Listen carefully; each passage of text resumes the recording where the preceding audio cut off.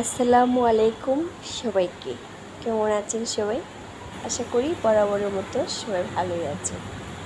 2024 সালে সবাইকে ঈদ মোবারক। আপনারা তো আমার একটা ফ্যামিলি, তাই সবাইকে ঈদ মোবারক, ঈদ মোবারক। তো আমি তো আপনাদেরকে ঈদের মার্কেট শেয়ার করি নাই। অনেকের মতোই আমার মতোই অনেকজনই আশা করে আছেন আমার ঈদের মার্কেট দেখার জন্য।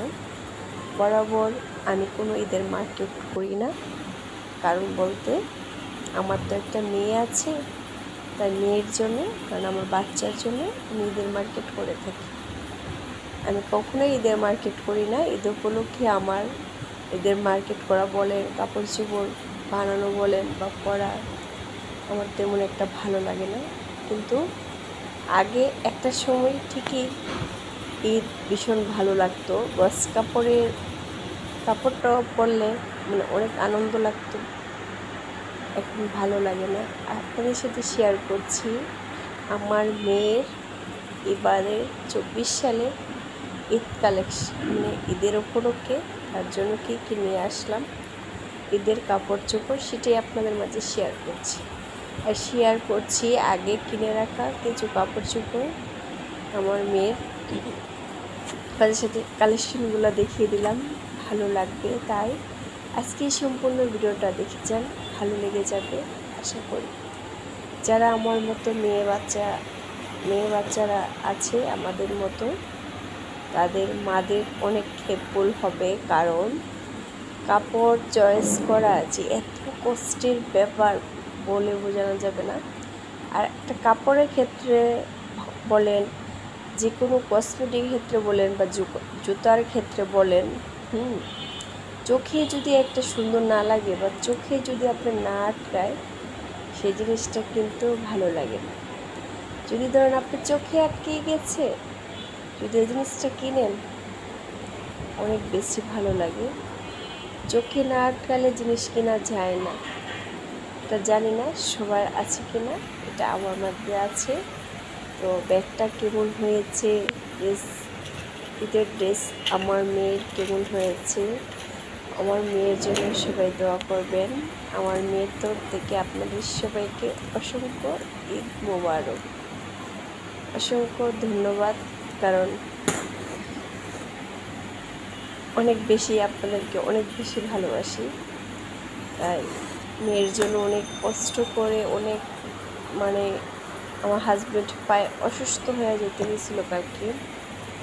এত ভিড়, আর অনেক জায়গায় গিয়েছি ঈদের উপলক্ষে, অনেক মার্কেট ঘুরেছি বিশেষ করে, কিন্তু পছন্দ তো হয় না, ওই যে চোখে আটকায় না, মেন কথা সেটা। তারপর আল্লাহর রহমতে বাসায় আসছি, সারা রাত চলে গেছে মার্কেট করতে করতে, এগুলো অবস্থা। তো এইগুলা ছিল আমার মেয়ের আগের ঈদের কাপড় চোপড়, বা আমরা এমনিতে কিনে থাকি, তো এগুলা কিছু আপনাদের মাঝে একটু শেয়ার করে দিলাম। আমি দেখি যে আমার মেয়ের বাসায় শোরুম বসে গেছে, এমন এক অবস্থা।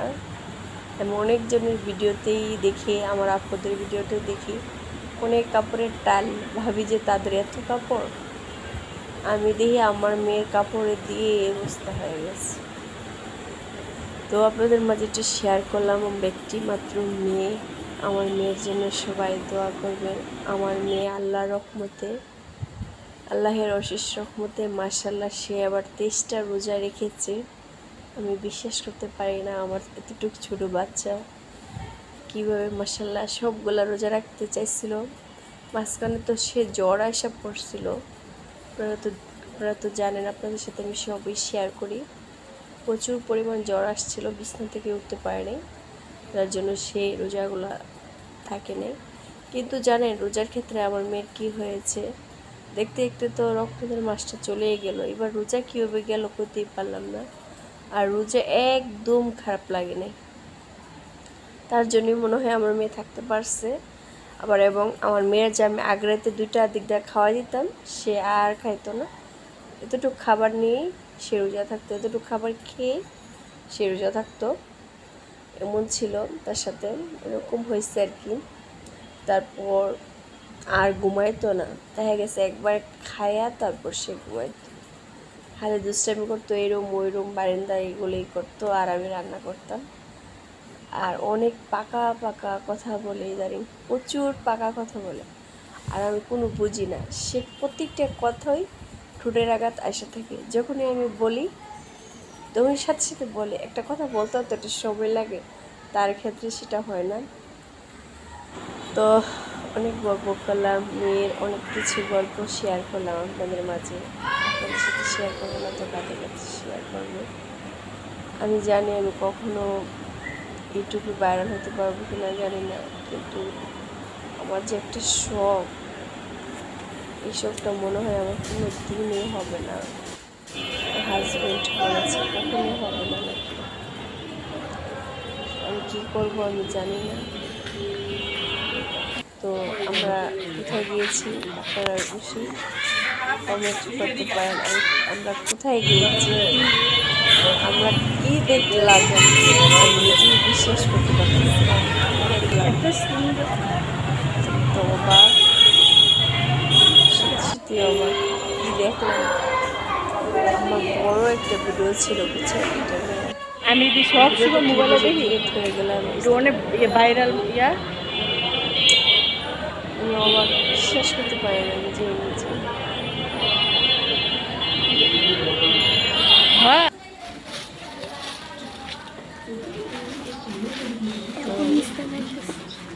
এখানে একটা জিনিস ভীষণ ভালো লেগেছে, এই যে অনেক সুন্দর, ঠিক আছে।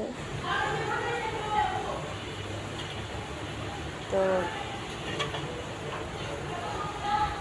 সেমাই, ঈদ বলে তো সেমাই খেতে হবে, সেমাই না খেলে তো ঈদ পরিপূর্ণ হবে না, তাই না? তো বেশি কিন্তু খাওয়া যায় না, পুরা রোজার মাস, রোজা থেকে মাত্র অনেক কষ্ট করে 1-2 চামচ খেয়েছি, হতেই পারেনি, এতটুকু নিয়েছি তার ভিতরে রয়ে গেছি। তো 2 রকমের সেমাই বানিয়েছি, রেসিপি আমি শ্যুট করে রেখেছি, আপনাদের মাঝে শেয়ার করে দেবো ইনশাল্লাহ। তো আমি তো অসুস্থ ছিলাম, তাই আমার ভিডিওটা নিতে লেট হয়ে যাচ্ছে, কারণ আমি অনেক বাহিরের ভিডিও করেছিলাম, এগুলো আমার ডিলিট হয়ে গিয়েছে। তারপর প্রচুর পরিমাণ ভিডিও ছিল, এগুলো আপলোড করে নিই। এগুলো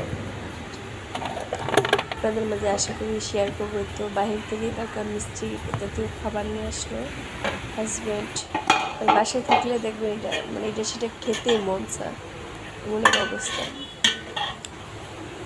ঈদ তো তখনই সুন্দর ছিল যখন বুঝতাম না জীবনের মানে কি, যখন মনে করতাম দিনের অর্ধেকটা সময় না খেয়ে থাকলে 2 দিনে একটা রোজা হয়ে যায়। ঈদ তো তখনই সুন্দর ছিল যখন রোজা না রেখেও সবার আগে ইফতারি টেবিলের সামনে হাজির হতাম আর সবার আগে ইফতারি খাওয়া শুরু করতাম।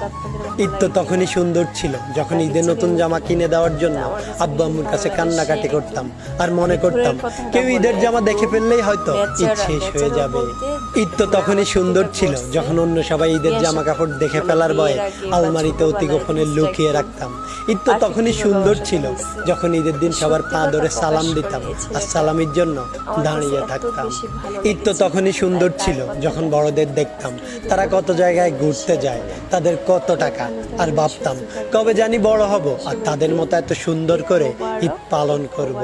হ্যাঁ, আজ বড় হয়েছি ঠিকই, পকেট ভর্তি আজ অনেক টাকা, ঈদ আজ ঠিকই আছে, শুধু হারিয়ে গেছে ছোটবেলায় কাটানো ঈদের সেই আনন্দময় মুহূর্তগুলো। সত্যি অনেক বেশি মিস করি ছোটবেলার ঈদটাকে, যেটা চাইলেও কখনো ফিরে পাওয়া সম্ভব নয়।